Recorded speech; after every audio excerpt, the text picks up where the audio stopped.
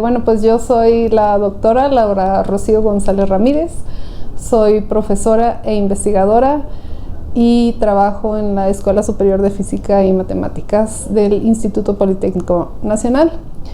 Soy investigadora del Sistema Nacional de Investigadores en el nivel 1 y actualmente estoy dando las clases de cálculo 3 de la licenciatura en Física y Matemáticas. Estoy dando ecuaciones diferenciales parciales 1 de la Ingeniería Matemática y estoy dando una clase de posgrado, temas selectos de matemáticas aplicadas.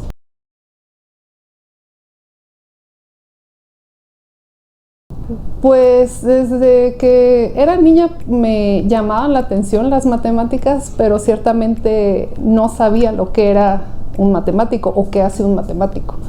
Y bueno, yo soy de La Paz, de Baja California Sur. Entonces, en La Paz no existe la carrera de matemáticas o matemáticas aplicadas.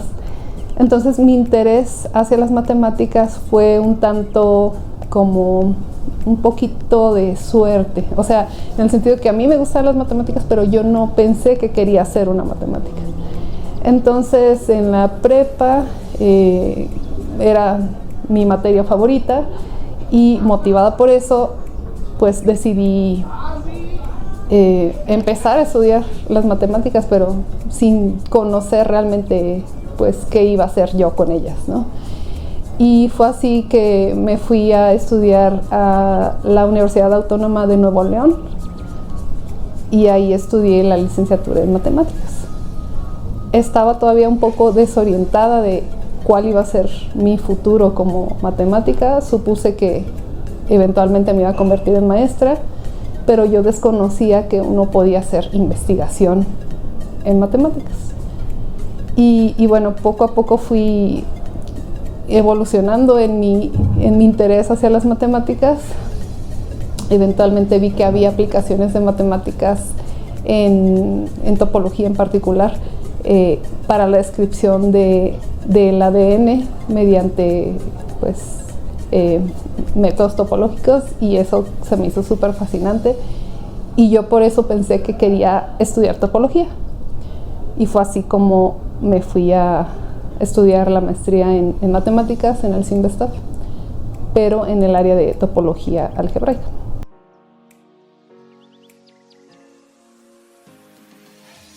Sí, cuando yo empecé a estudiar la licenciatura en matemáticas, mi principal reto fue mi vida personal, digamos. Porque ciertamente cuando uno está en un área de ciencias es como muy importante que estés bien, ¿no? En términos de tu salud mental, digamos, ¿no? Y bueno, yo tenía algunas situaciones personales que me resultaban muy difíciles. Entonces, para mí, más bien, el estudiar matemáticas fue como un refugio, porque entonces yo podía dedicarme a eso y, digamos, olvidar algunas otras cuestiones de otras índoles. Entonces, más que difícil, yo lo vi como una manera de, pues, sobrellevar las cosas que yo tenía, y fue muy reconfortante que yo podía, pues, estudiar eso, algo que me gustaba, y como que con eso yo me sentía bien, que tenía algo que hacer, ¿no? Entonces, siento que la parte en sí académica pues tuvo sus retos, pero esa no era la dificultad principal, ¿no? Cuando yo estaba estudiando. Y así se convirtió como en una manera de yo como sentirme bien, ¿no? Estar estudiando y estar aprendiendo cosas. Entonces, así fue mi historia, ¿no?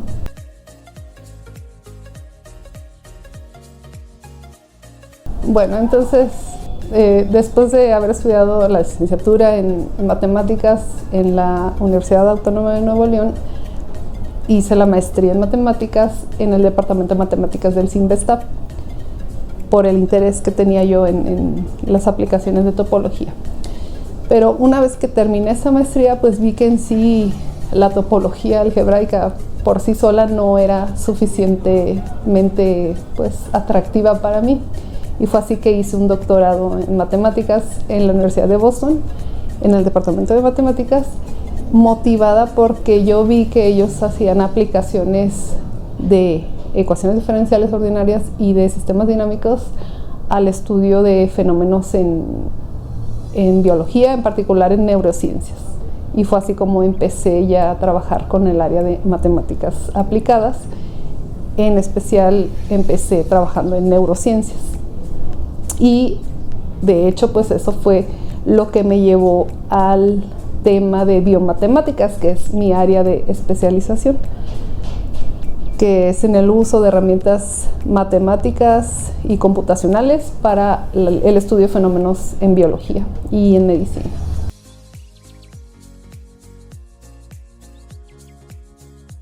Bueno, descubrí que, digamos, las matemáticas puras en sí no eran lo mío porque no me sentía, digamos, muy motivada, ¿no?, de continuar estudiando en un doctorado, digamos, en topología.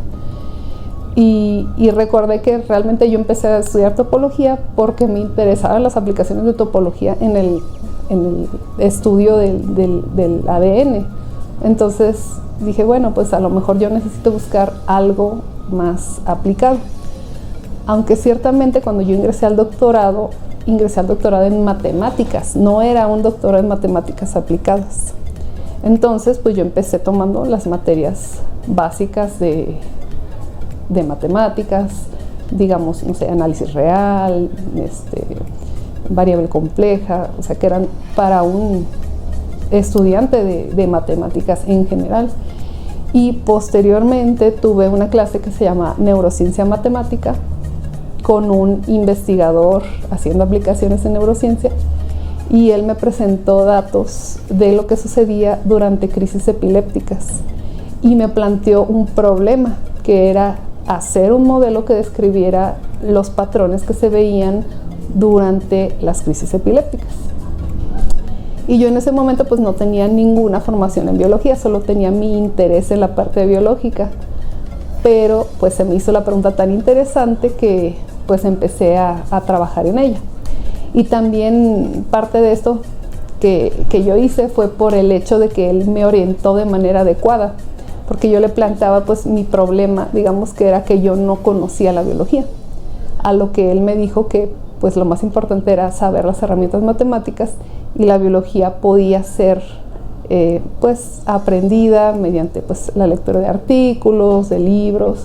Entonces que yo no necesitaba tener una formación formal en biología, lo importante era que aprendiera las cosas que necesitaba, los términos, digamos, datos básicos de un fenómeno biológico, y que yo planteara esto pero en términos de un modelo matemático. Entonces fue así que yo empecé a hacer aplicaciones de matemáticas.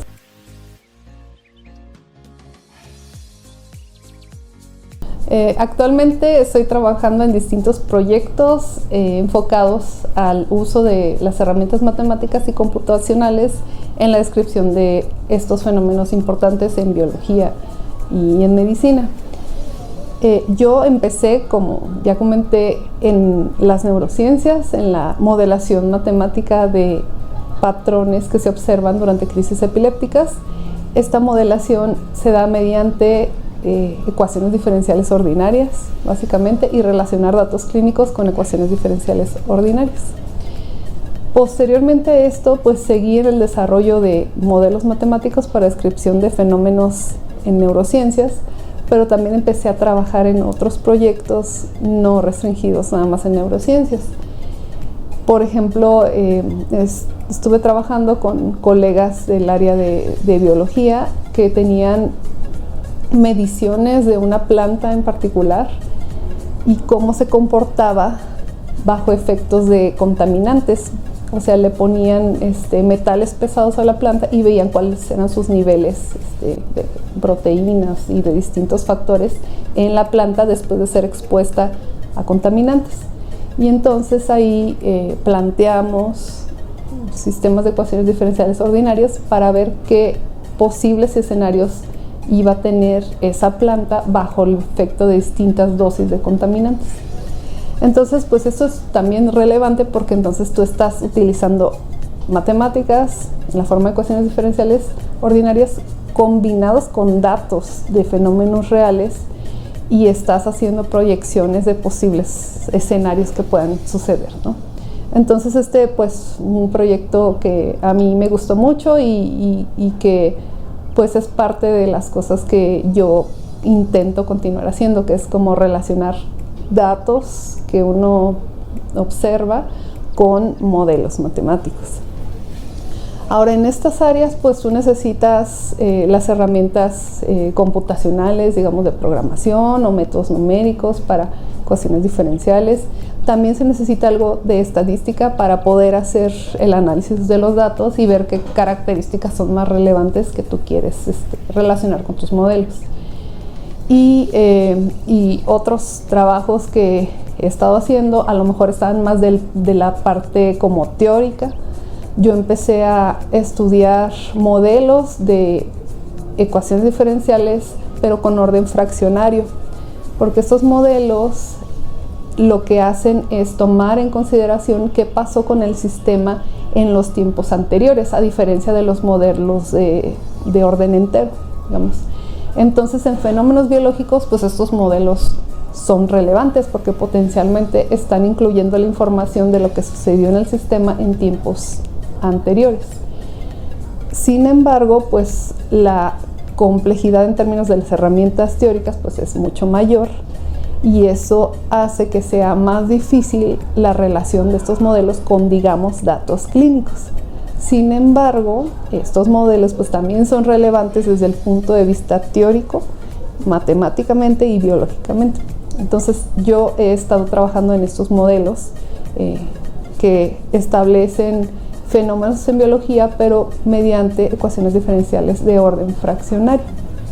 Y ha sido pues todo un reto, porque realmente yo empecé a explorar esta área de manera autónoma y he estado en eso ya llevo un par de años en ese tipo de modelos, intentando plantear de manera adecuada los modelos y plantear pues posibles implicaciones biológicas que tienen esos modelos. Entonces, realmente pues el trabajo en biomatemáticas puede ser muy variado, porque puedes hacer algo muy aplicado con datos clínicos o puedes hacer algo muy teórico. En este caso, en los modelos teóricos de ecuaciones diferenciales de orden fraccionario, pues requieres pues herramientas, ¿no? Como de variable compleja, ¿no? También de métodos numéricos, pero en derivadas de orden fraccionario, y eso aumenta la complejidad de las rutinas numéricas, o bien de los métodos tradicionales para obtener información de un modelo. Pero son algunas de las cosas que he estado haciendo. Tengo algunos otros intereses y otras colaboraciones tempranas relacionadas a distintas grabaciones de actividad cerebral y la modelación también de algunos fenómenos en el área de física médica, que es, por ejemplo, el establecer modelos que describan cuál es el efecto de la radiación en el crecimiento de tumores.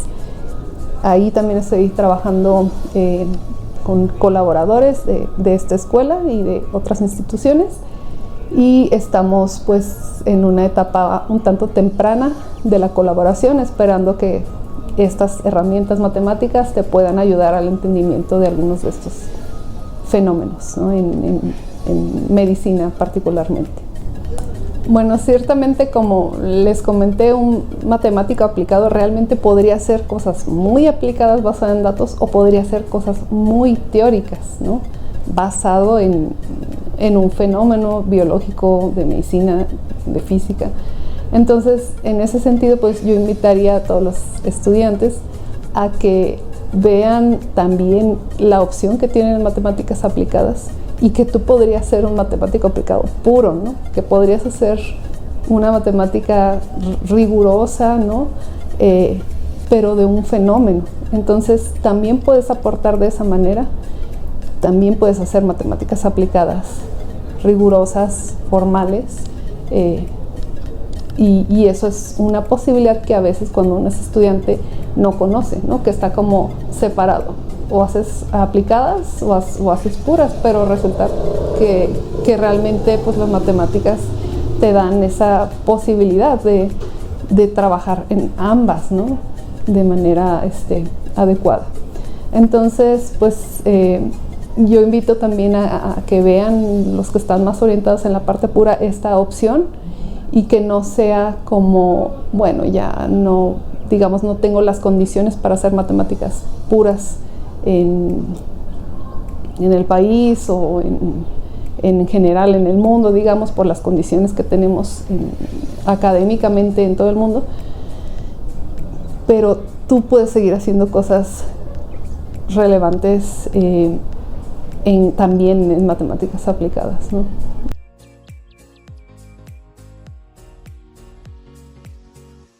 Bueno, pues yo estuve en distintas instituciones antes de llegar aquí en a la Escuela Superior de Física y Matemáticas.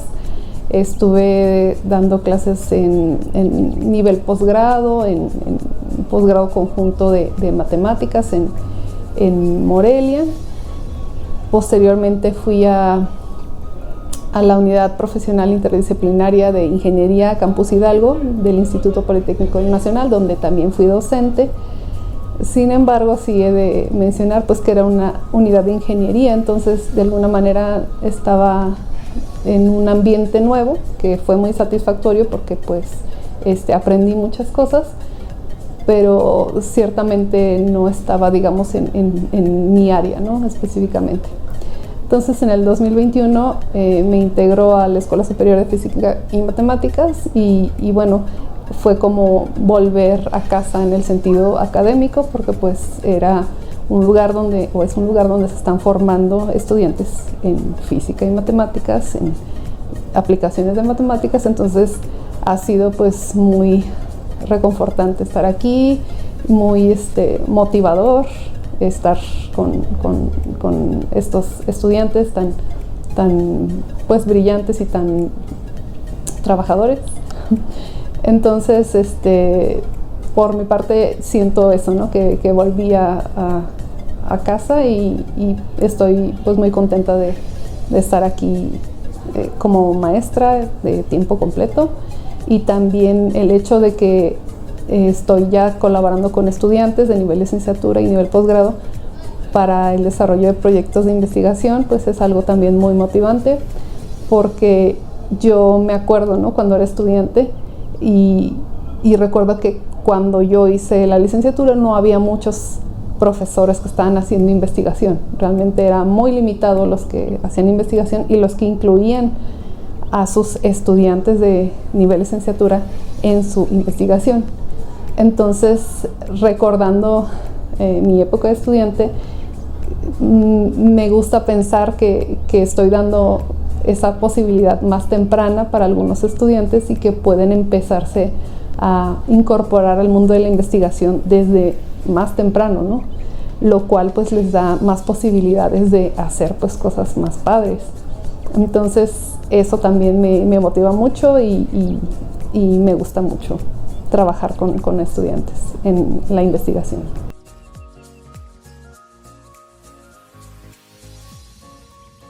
Respecto al tema de, bueno, la mujer en ciencia, actualmente hay muchos esfuerzos de instituciones, de muchas personas, de investigadores, investigadoras, para apoyar a que las chicas que vienen, que están estudiando matemáticas, se desarrollen de manera adecuada e intentar pues llegar a una equidad de género en la ciencia.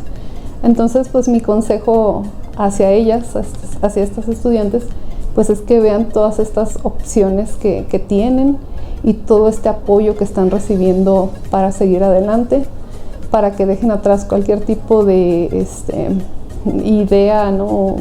Norma social que alguna vez las está frenando para seguir adelante, y que se den cuenta pues en los buenos ejemplos que tienen y en las opciones con las que cuentan para seguir desarrollándose, que se planteen metas que les llamen la atención, que las hagan sentir feliz, ¿no? Motivadas, y que las persigan, ¿no? También les diría que se apoyen entre ellas, porque ciertamente cuando entras en un salón y digamos eres solamente una mujer o hay dos mujeres, es difícil, ¿no?, sobrellevar esa parte, pero entonces busquen una comunidad de estudiantes que tengan esta misma situación y apóyense, ¿no? Yo creo que el apoyo entre estas estudiantes es muy importante también para que puedan desarrollarse de manera adecuada.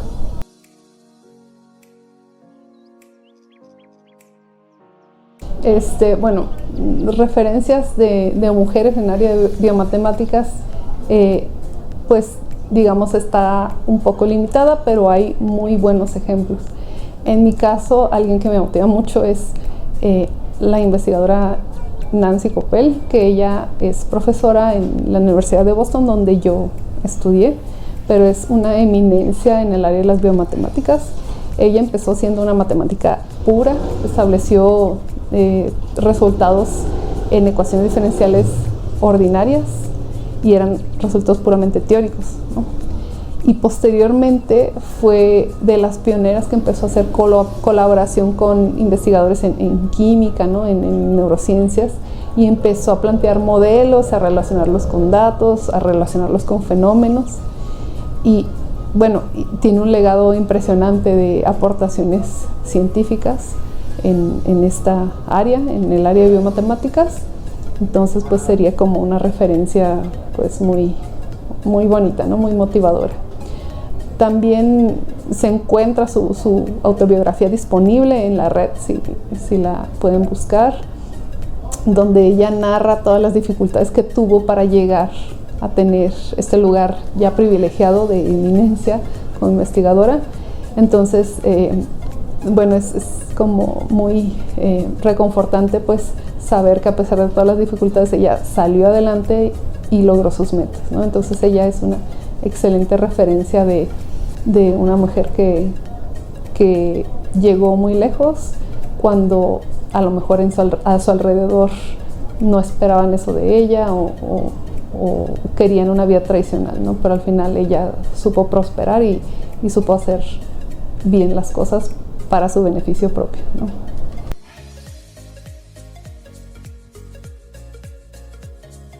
Sí, está.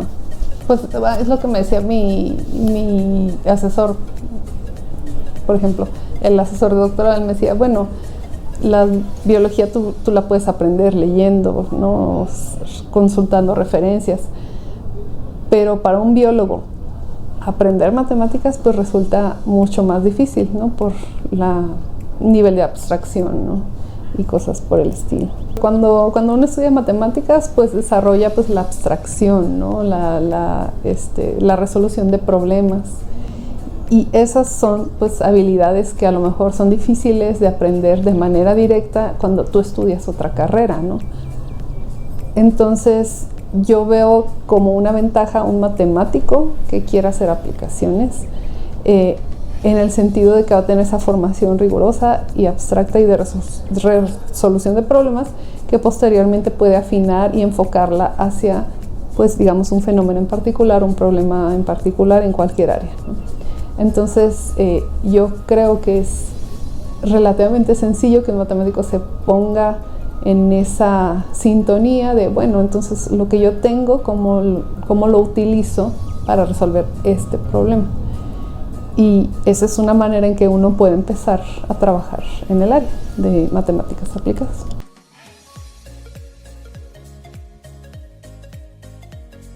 Bueno, una referencia que puede ser buena para cuando uno empieza a interesarse por aplicaciones es un libro que se llama Sistemas Dinámicos No Lineales y Aplicaciones a Biología, Química y Ingeniería, me parece, que es de Strogatz. Es un libro de nivel licenciatura y vienen ahí muchos ejemplos de modelos que se utilizan en distintas ramas y cómo tú puedes utilizar pues las matemáticas para describir esos modelos, para entender esos modelos. Entonces es una excelente manera de explorar cuáles son las opciones que se tienen en aplicaciones, enfocándonos en los sistemas dinámicos. Bueno, pues a todos los estudiantes de matemáticas les deseo mucho éxito en su carrera, en su formación, y siempre intenten hacer algo pues que los apasiona, que los haga sentir bien, para poder sentirse pleno, ¿no? En su trabajo, en sus estudios. Eso sería mi consejo final.